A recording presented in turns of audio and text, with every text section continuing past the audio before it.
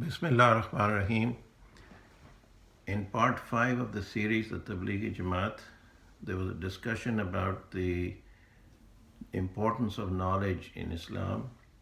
Uh, One of the goals of the Tablighi Jamaat is to teach people how important it is to acquire the knowledge of Deen, because without this knowledge, it is not possible to practice Islam. So there was discussion about the importance of Salat. And Salat, of course, has to be learnt, and it has to be learnt according to the way it was done by Rasulullah Sallallahu Alaihi Wasallam. And that requires knowledge. I remember one time I was sitting with a alim of the Tablighi Jamaat, and somebody came to him and asked him, is it necessary to have a beard in Islam? So the alim started thinking, and I was sitting next to him, and I remarked, I said, why don't you spend 3 days with the Jamaat and you'll get the answer to that question? So the alim immediately said, that's the right answer. You see, if he had said yes, that would not have any impact on him. But he understood that this person is not in the environment of Deen, so it's hard to explain to him whether it is necessary or not. And I was thinking about the example of Imran Khan and the example of his cricketing colleagues, Saeed Anwar and Inzimam ul Haq and Muhammad Yusuf. Now they're all Muslims, but there's a big difference between the way Imran Khan understands Islam and the way these three people, Saeed Anwar, Inzimam ul Haq, and Muhammad Yusuf, they understand. The reason is that they have spent time with the Tablighi Jamaat. They went through the whole program, and the change came from within and is now visible from the outside. Whereas Imran Khan has not spent any time, so he's probably been reading books and listening to lectures, but he's not been in that environment, so he doesn't really understand the importance of the Sunnah of Rasulullah Sallallahu Alaihi Wasallam. So his approach, his knowledge is of the mind, it's not of the heart. You see, the work of Tabligh is on the hearts of the people. Unless the hearts are changed, there will be no change in a person's behavior in the outside. So when they go out in the Jamaat, they understand and learn the importance of the Sunnah of Rasulullah Sallallahu Alaihi Wasallam. So these people who came back changed. They used to be like Imran Khan at one time.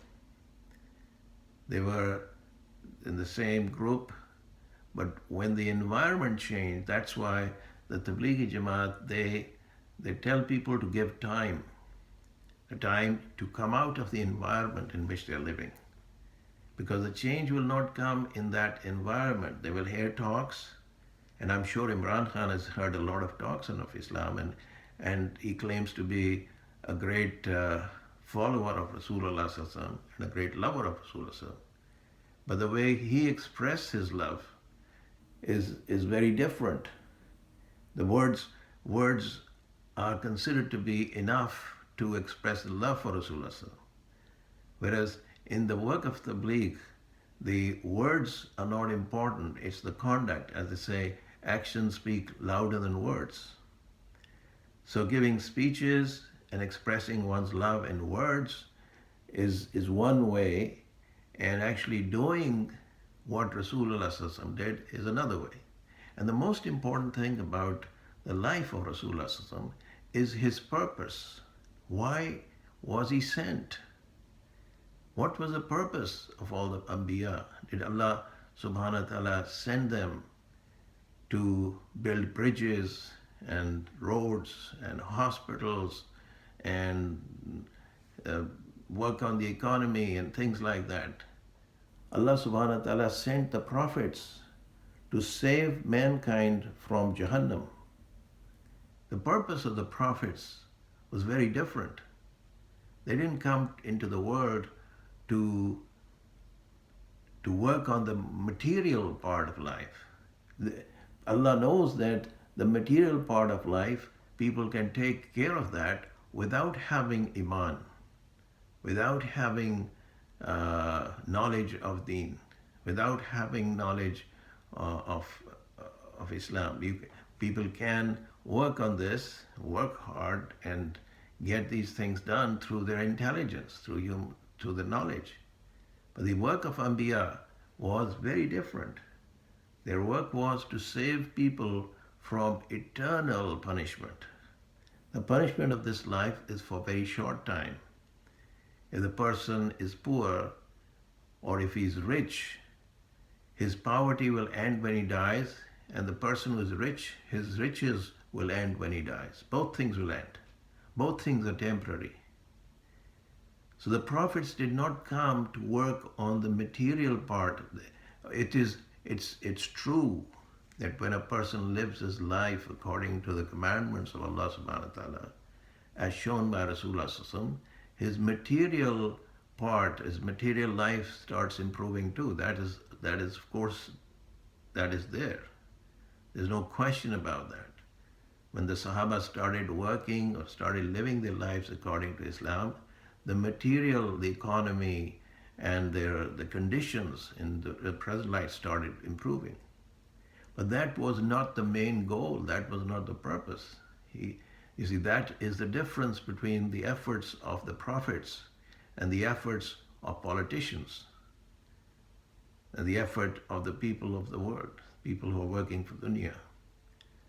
The prophets came to work on the hearts of the people so they understand what is the purpose of life, why Allah created them, and where they will go after they die.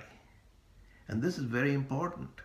You see, people like Sayyid Anwar and Imam al-Haq and Muhammad Yusuf, these people who were celebrities, they went with the Jamaat and they came back thinking differently.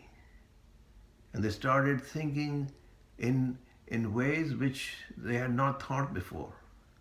The purpose of life, they understood, was different. So their efforts now were to work on the hearts of the people, to reach out to the people. And that's why this work of Dawat and Tabligh is very important.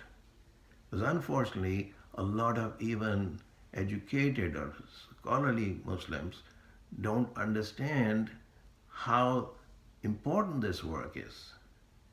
Giving speeches and writing books and getting into debates is fine, but it doesn't change the hearts of the people. In fact, sometimes it has the opposite effect. The great scholar of Islam, Ahmad Didat, was a great debater. He had a lot of knowledge and he debated with great scholars of other faiths. But even after hearing the talks, the people, they didn't change. They were impressed by his knowledge, they were impressed by his arguments, but their lives didn't change.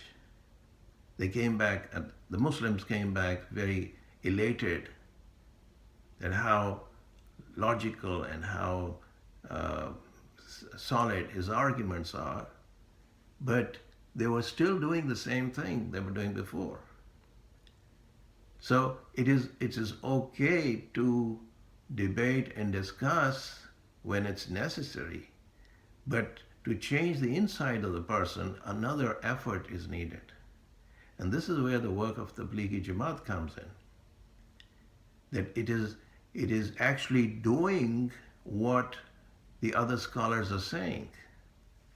Whatever they are saying, this is putting that into practice. The other scholars are talking about the love for Rasulullah sallallahu alaihi wasallam, his honor, his dignity, his great personality. So in this work, people are actually living the life of Rasulullah sallallahu alaihi wasallam. They're learning how to live the life of Rasulullah sallallahu alaihi wasallam. And to carry the message to mankind, which is what he did. This is what his purpose was when he got the mission, when Allah subhanahu wa ta'ala chose him to be the prophet. He did not rest until the very end. He was offered riches, he was offered position, he was offered everything. He rejected everything. And he told them that he didn't come for this purpose. He could have lived like a king. He could have enjoyed the riches which were offered to him. But he chose the hard part. He chose to go to the message, to go with the message to the common people and work on the hearts of the common people. And the change came from within, and then everything else happened.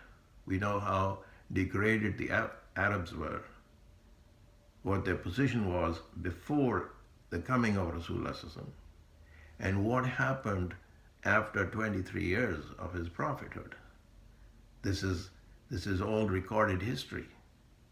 And in the next 30 odd years, how these people who were the most degraded, the most humiliated, the lowest of the low, how they became the most honored, the most respected. See, how Islam started spreading from that obscure part of the world, and it reached thousands of miles. How did this happen? Without resources. Rasulullah didn't have any resources. He didn't have any armies. The Arabs were the most backward people of their time. And this is something that shocks the scholars, the historians. And how did these people, without any material resources, without any worldly things, how they were able to overcome two mighty empires of their time, the Roman Empire and the Persian Empire. It was not the strength of arms, it was not the material resources, it was the help of Allah subhanahu wa ta'ala. Because Rasulullah was doing the work of Allah subhanahu wa ta'ala. And later on, when Muslims stopped doing that, all their wealth and power and positions were completely destroyed. There's a big lesson for Imran Khan and for other Muslim leaders today to learn from that part of history, that when Muslims started getting distracted by the wealth, by the power, they were humiliated by Allah subhanahu wa ta'ala. We know what happened to the Mughals. We know what happened to the Muslims in Spain. We know what happened to the Muslims in Turkey, the big empires. But they got sidetracked. They started pursuing the wealth and the power of this dunya. And Allah subhanahu wa ta'ala humiliated them and brought them from the high position and made them the lowest of the low. And unfortunately, this continues to be in the present time. So there's a big lesson for Imran Khan. He has an opportunity to learn from the examples of his own cricketing colleagues. If he has, if he's really serious about establishing a Medina state, which he claims, then he has to see how these people, the people he played cricket with, how they changed. He needs to sit down with them and ask them how the change came in their lives. And if this change comes, then the corruption and the poverty, why there's poverty in Pakistan?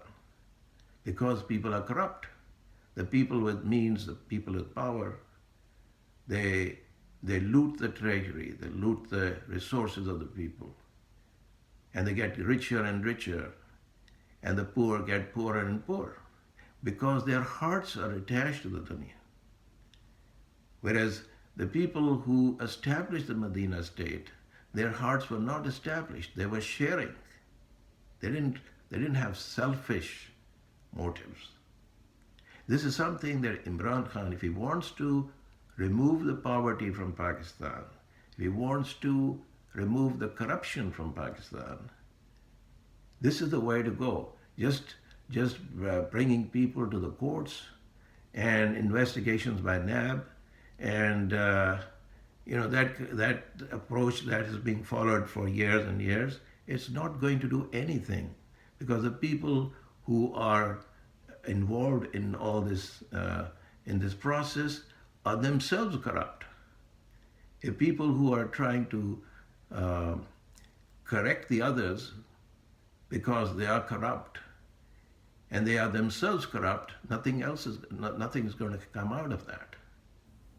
So this is very important for Imran Khan to evaluate. Otherwise, he'll go down into the trash can of history, just like the previous rulers of Pakistan.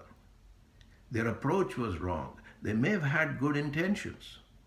And this is one of the things that the most Islamic leader, supposedly the most Islamic leader of Pakistan, Ziaul Haq, he made this mistake.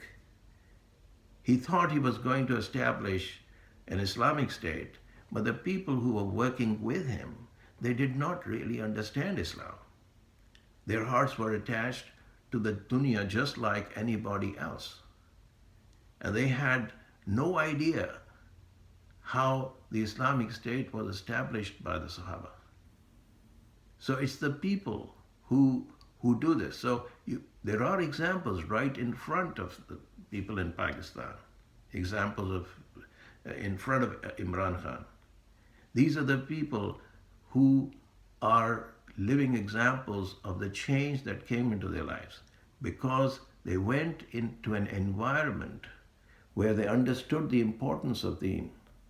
They understood the importance of the message of Rasulullah.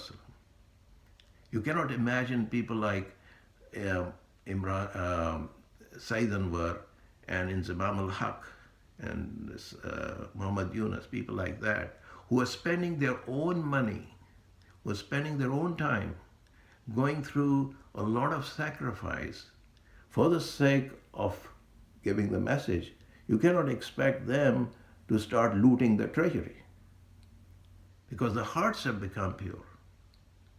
So this is very important. It's a very important thing for people like Imran Khan who have position of power now. And they will be responsible to Allah subhanahu wa ta'ala. Allah will ask them, I gave you power, I gave you position. Tell me what you did for my deen. So this is very important for Pakistanis as well as Muslims all over the world to look at the example of Rasulullah and see how he changed the hearts of the people. And this is what Tablighi Jamaat is trying to do, is to change the hearts of the people. And once that is changed, then the rest becomes easy. So we ask Allah subhanahu wa ta'ala to give us the understanding of His deen. Wa akhirat dawana in alhamdulillahi rabbil alameen.